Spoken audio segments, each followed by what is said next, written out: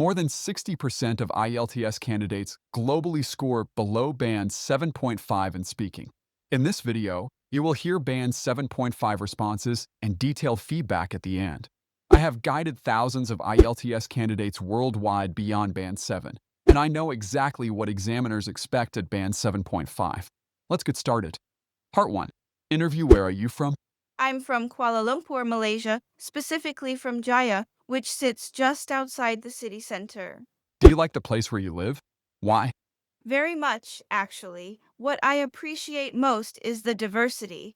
You've got this fascinating blend of Malay, Chinese, and Indian communities living side by side, which creates an incredibly rich cultural tapestry.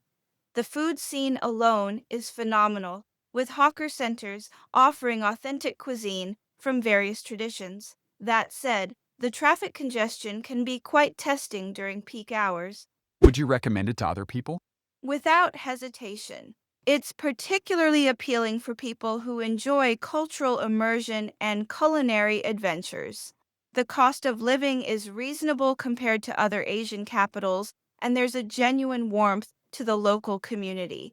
I'd especially recommend it to digital nomads or young professionals looking for a vibrant, multicultural environment. Do you like meeting new people? I'd say I'm selectively social. I genuinely enjoy meeting people in contexts where there's shared interest or purpose, like at professional conferences or hobby related gatherings. Random social encounters can feel draining, but meaningful conversations with new people who bring different perspectives are quite energizing. When was the last time you met someone new? Just last week, actually, I attended a workshop on sustainable urban planning and struck up a conversation with an architect from Singapore.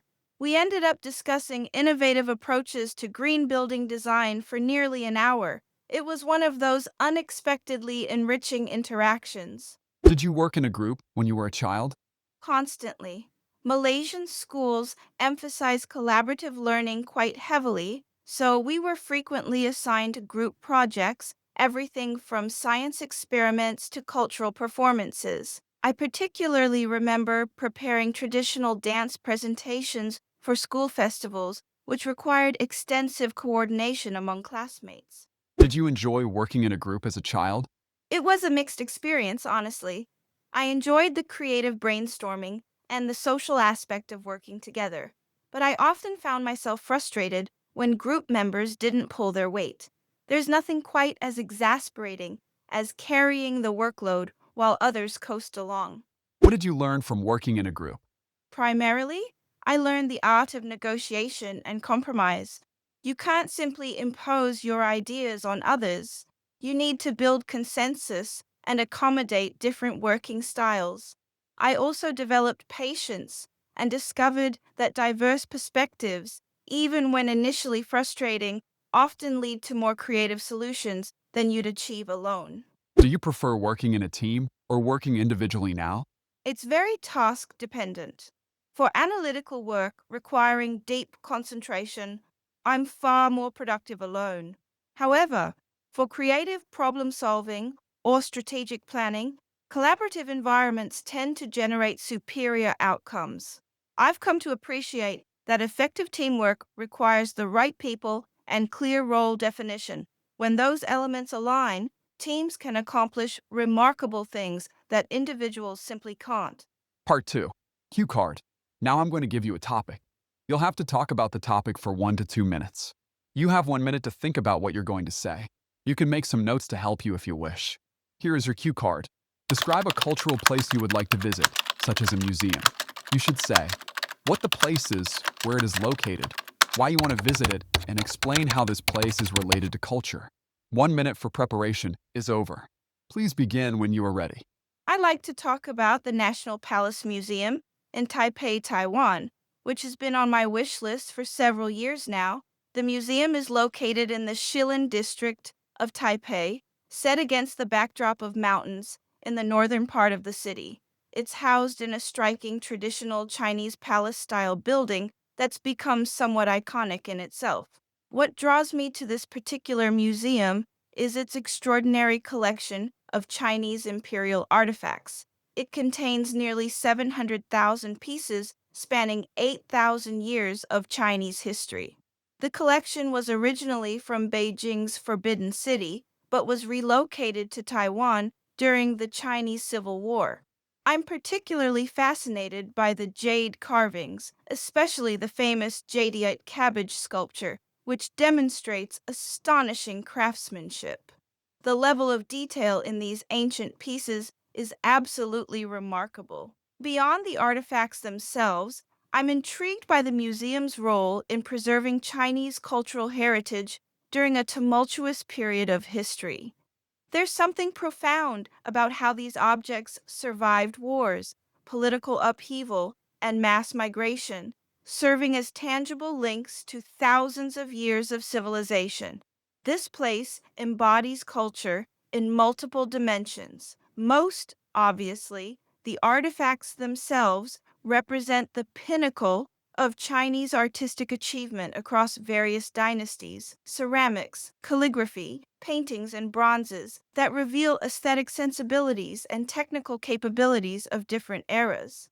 But there's also a cultural narrative embedded in the museum's very existence.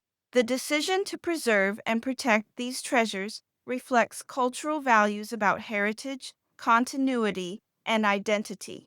What particularly interests me is how the museum contextualizes these objects within broader historical and philosophical frameworks. Chinese culture isn't just about beautiful objects, it's about understanding Confucian principles, Taoist philosophy, and how these ideas manifested in material culture. The museum apparently does excellent work in explaining these connections, helping visitors grasp not just what they're seeing, but what these artifacts meant to the people who created and used them. I'm also curious about the contemporary cultural conversations happening around the collection. There are ongoing discussions about cultural ownership, the politics of heritage, and what it means for these mainland Chinese treasures to reside in Taiwan. These debates themselves are culturally significant, reflecting how culture evolves and how different communities claim and interpret heritage. Visiting would give me deeper appreciation for Chinese aesthetic traditions and philosophical concepts that have influenced Asian culture more broadly, including my own Malaysian heritage. Part 3. Discussion. How can people learn about culture through places like museums and cultural sites? Museums offer something books and digital media can't quite replicate: the tangible presence of cultural artifacts. When you stand before a centuries old painting or sculpture, there's an immediacy and authenticity to the experience that deepens understanding. Beyond the objects themselves, well curated museums provide contextualization, explaining how artifacts fit into broader social, political, and philosophical frameworks. Interactive exhibits and guided tours can also make abstract cultural concepts accessible by connecting them to concrete examples. Perhaps most valuably, museums create spaces for contemplation where visitors can engage with culture at their own pace rather than consuming it as entertainment. Do you think it's a good idea to let people visit museums for free? Why or why not? I'm strongly in favor of free admission, despite the obvious funding challenges it creates. Culture shouldn't be accessible only to those who can afford entry fees. Museums preserve collective heritage, and everyone should have the right to engage with that heritage, regardless of economic circumstances. Free admission also encourages repeat visits, allowing people to develop deeper, more sustained engagement with cultural materials rather than feeling pressured to see everything in a single expensive visit. That said, museums still need sustainable funding models, perhaps through government support, corporate sponsorship, or optional donations, to maintain facilities and acquire new collections.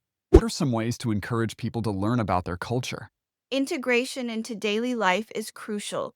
Cultural education shouldn't feel like homework, but rather something woven into everyday experiences. Festivals, food traditions, and storytelling can make culture accessible and engaging. Schools play a vital role, but they need to move beyond rote memorization of dates and facts toward experiential learning, field trips, cultural performances, and intergenerational dialogue with elders who carry living cultural knowledge. Digital platforms have also opened fascinating possibilities for cultural exploration through virtual tours, podcasts, and interactive content that meets people where they already are. Should schools teach students about culture? Absolutely, though the approach matters enormously. Cultural education shouldn't be reduced to nationalist propaganda or superficial celebration of holidays. Effective cultural education involves critical engagement, understanding not just traditions, but the historical context that shaped them, including uncomfortable aspects. It should also embrace cultural diversity, helping students appreciate both their own heritage and others, fostering respect rather than ethnocentrism. When done well, cultural education develops analytical thinking, empathy, and the ability to navigate our increasingly interconnected world with cultural sensitivity. What effect does culture have on our daily lives? Culture operates as an invisible framework, shaping everything from communication styles to decision making processes. It influences what we consider polite, how we structure family relationships, our attitudes toward time and punctuality, even what we find humorous. In multicultural environments like Malaysia, you see this constantly. Different cultural norms around directness in communication, approaches to hierarchy, concepts of personal space. Culture also shapes our values and priorities, affecting what we consider success, how we define obligations to family versus individual aspirations. We often don't recognize culture's influence until we encounter a different cultural context that makes our own assumptions visible by contrast. In what ways can culture affect our future? Culture influences how societies respond to challenges. Cultural values around innovation, risk taking, and collective versus individual responsibility shape everything from entrepreneurship to climate action. Some cultures prioritize long term thinking and intergenerational responsibility, which profoundly affects environmental policies and sustainability initiatives. Cultural attitudes toward education, science, and expertise influence a society's capacity for adaptation and problem solving. There's also the question of cultural preservation versus evolution. Communities must navigate how to maintain meaningful cultural continuity while adapting to changing circumstances. The cultures that thrive will likely be those that can balance tradition with innovation, honoring heritage while remaining flexible enough to address emerging challenges. This response achieves Band 7.5 through consistent demonstration of sophisticated language use, natural fluency, and the ability to discuss topics with analytical depth while maintaining conversational spontaneity. The speaker exhibits the effortless fluency characteristic of Band 7.5, with speech flowing naturally without noticeable strain. Unlike Band 7, where sophistication is evident but occasionally deliberate, this speaker's complex language emerges organically. Discourse markers go beyond functional linking to create nuanced communication. That said, without hesitation, honestly, primarily, and perhaps most valuably, signal shifts in perspective with native-like precision. The speaker demonstrates exceptional coherence through thematic threading. The multicultural aspects of Malaysia introduced in Part 1 resurface naturally when discussing Chinese heritage in Part 2 and cultural diversity in Part 3, creating intellectual unity across the interview. Part 2 demonstrates sophisticated organizational ability within the 90-second constraint. Rather than mechanically addressing bullet points, the speaker creates layered analysis, moving from physical description through historical significance to contemporary cultural debates.